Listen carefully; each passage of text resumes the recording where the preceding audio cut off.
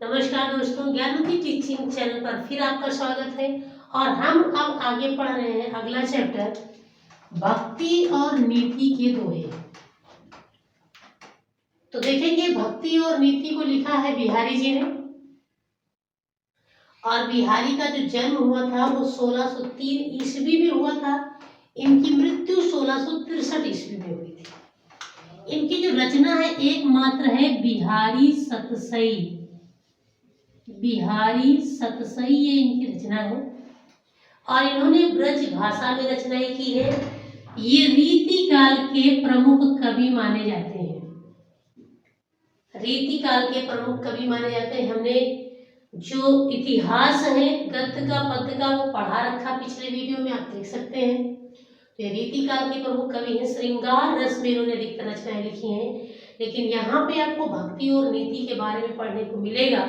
तो देखेंगे, अब देखेंगे पहला क्या है, मेरी भव बाधा हरो राधा नागर सोए और जा तन की झाई परे श्याम हरित दुत होए। इसका अर्थ हुआ कि बिहारी जी लिखते हैं कि मेरी भव बाधा, भव का मतलब संसार, यानी मेरे सांसारिक कष्टों को, बाधा मतलब कष्टों को हरो यानी दूर करें। राधा नागर का मतलब चतुर, ओए सोए वही, यानी हमारे सांसारिक कष्टों को वही चतुर राधा दूर करें। जा तन की झाई पड़े, जिनके शरीर की परछाई मात्र पड़ने से श्याम हरित दुत हो, जो सांवले रंग वाले श्री कृष्ण हैं वो हरित दुत यानी हरे भरे और खुश हो जाते हैं, प्रसन्न हो जाते हैं। दूसरा है मोर मुकुट की चंद कन यो राजत नंद नंद, नंद के बेटे कृष्ण। तो नंद के बेटे यानी कृष्ण के सिर पर जो मोर का मुकुट है उस पर जो चंद्रिकाएं छोटी छोटी इस तरह से बनी हुई हैं, वो चंद्रिकाएं यूं राजत इस प्रकार से सुशोभित हो रही हैं मनु जैसे शशि शेखर। शशि का मतलब चंद्रमा, शेखर का मतलब सिर, यानी जिनके सिर पर चंद्रमा हो अर्थात शिव की अकस। अकस का मतलब होता है ईर्ष्या के कारण। किए शेखर सतचंद्र, यानी शिव ने अपने 100 सैकड़ों चंद्रमाओं को धारण कर लिया है। तो इसका अर्थ देख लेंगे कि मनु ससु शेखर, यानी ऐसा लगता है कि जो श्री कृष्ण है उनके सिर पर जो मोर का मुकुट है उसकी जो चंद्रिकाएं हैं वो इस प्रकार से सुशोभित हो रही हैं जैसे शिव ने ईर्ष्या करके अपने सिर पर सैकड़ों चंद्रिकाओं को धारण कर लिया हो। अगला देखेंगे सोहत ओढ़े पीत पट श्याम सलोने गात, यानी सोहत यानी सुशोभित हो रहे, ओढ़े पीत पट, पीत का मतलब पीला, पट का मतलब कपड़ा, यानी पीला जो कपड़ा है वो श्री कृष्ण के शरीर पर शाम सलोने, उनके सांवले और सलोने गात शरीर पर इस प्रकार से सुशोभित हो रहा है मनो जैसे नीलमणि, नीलमणि शैल का मतलब पर्वत पर आतप पर प्रभात, आतप का मतलब धूप होता है, प्रभात का मतलब सुबह, यानी सुबह सुबह धूप की जो किरणें हैं वो पड़ रही हैं। तो देखिए कि जो यहाँ शैल यानी पर्वत जो है वो काला होता है और जो ये धूप होता है वो पीला होता है। तो वही बता रहे हैं मतलब वो काले रंग वाले श्री कृष्ण के शरीर पर पीला वस्त्र इस प्रकार से सुशोभित हो रहा है जैसे नीलमणि पर्वत पर सुबह सुबह सूर्य की किरणें पड़ रही हो। अगला है अधर धरत हर की परत ओठ डीठ पट ज्योत। देखेंगे ओठ का मतलब ओठ, डीठ का मतलब आंख और पट का मतलब कपड़ा, ज्योति का मतलब प्रकाश। तो जो श्री कृष्ण है आपको पता है हमेशा बांसुरी बजाते थे। तो अधर धरत हर की परत, अधर का ओठ, जब वो अपने ओठों पर बांसुरी को, हरे रंग की जो बांसुरी है उसको जब रखते हैं तो उस पर ओठों का रंग लाल, डीठ यानी आंखों का रंग सफेद और काला, और पट यानी कपड़े का रंग पीला। इसका जो ज्योति प्रकाश उस बांसुरी पर पड़ता है तो हरित बांस की बांसुरी इंद्रधनुष समान।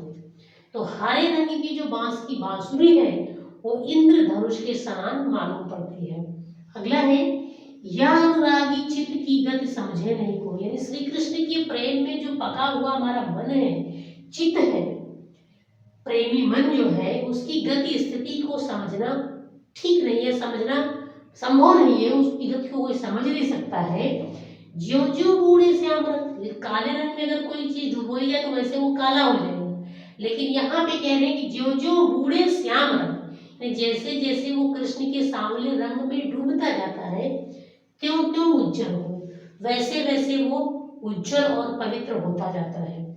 आगे है तो लघु या मन सदन में हरि आवे की बाट, की बाट, की यानी किस बाट का मतलब रास्ते से, और मन सदन, मन रूपी सदन का मतलब घर होता है, यानी कि कह रहे कि जब तक जो ईश्वर है हरि वो किस रास्ते से आपके मन रूपी घर में आए, विकट जटे जो लग निपट, विकट यानी बड़ी मजबूती के साथ जब तक उसको बंद कर रखा है, किसको, किवाड़ को, खूटे न कपट कपाट, यानी कपट रूपी जो किवाड़ है, जो दरवाजा है, उसको जब तक मजबूती से व्यक्ति बंद कर रखा है तब तक उसकी न खुलने पर जो ईश्वर है किस रास्ते से आएंगे।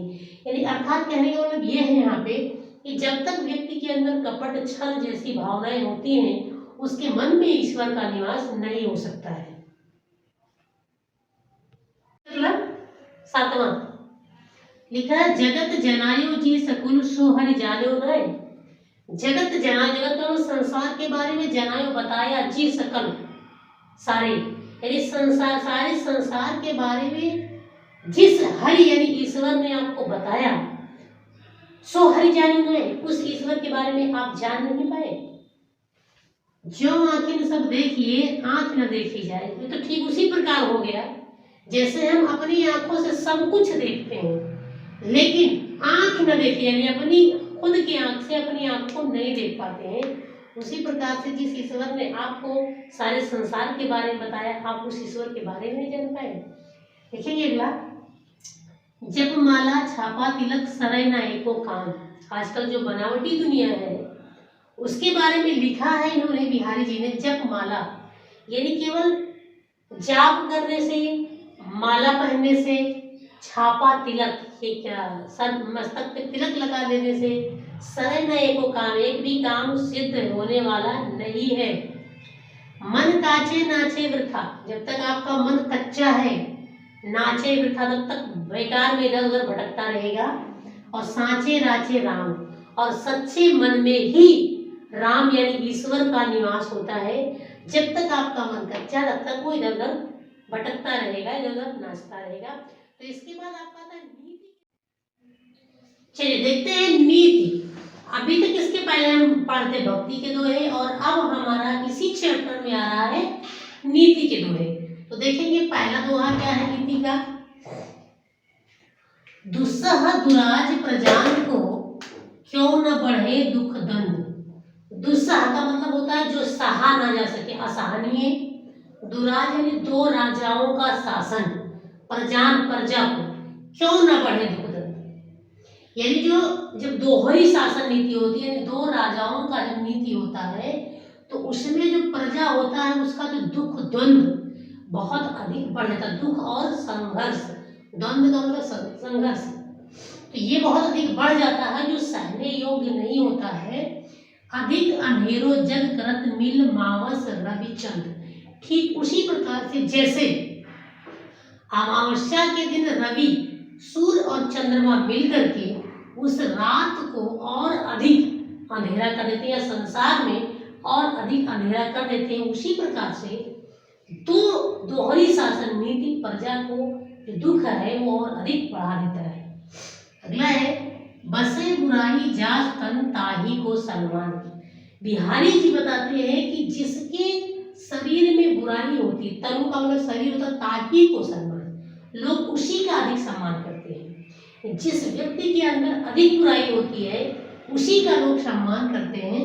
और भला भला को छोड़िए खोटे ग्रह जपदान, ठीक उसी प्रकार जैसे भला भला कर छोड़िए, अगर अच्छे ग्रह को क्या होता है हम अच्छा ग्रह करके छोड़ देते हैं, लेकिन खोटे ग्रह जपदान, लेकिन जो हमको नुकसान पहुंचाने वाले जो ग्रह होते हैं उनके शांति के लिए हम जप दान आदि करते हैं। अगला क्या लिखा उन्होंने कि नर की अब नर नीर की गति एक एक कर जोए, इंसान नल, समझ रहे हैं, पानी वाला नल। तो बिहारी बताते हैं कि नल इंसान और जो नल है पानी, उसकी जो गति है स्थिति एक जो है एक ही समान है। कैसे? जेते नीचे हुई चले तेते ऊंचे हो, यानी जैसे जैसे जो नल का पानी में जितना नीचे गहराई तक जाता है उसका पानी उतना ही ऊंचा आता है, ऊंचा उठता आसानी से आता है। ठीक उसी प्रकार से व्यक्ति जितना ही विनम्र होता है वो उतना ही महान होता है। अगला क्या है? बढ़त बढ़त संपत्ति सलिल मन सरोज बढ़ जाए। बिहारी जी बताते हैं कि संपत्ति सलिल का मतलब पानी होता है, संपत्ति रूपी पानी बढ़ने से मन सरोज यानी मन रूपी जो कमल है वो अपने आप बढ़ जाता है। जैसे तालाब में देखिए जैसे जैसे पानी बढ़ता है उसी के साथ कमल भी बढ़ता बढ़ता चला जाता है।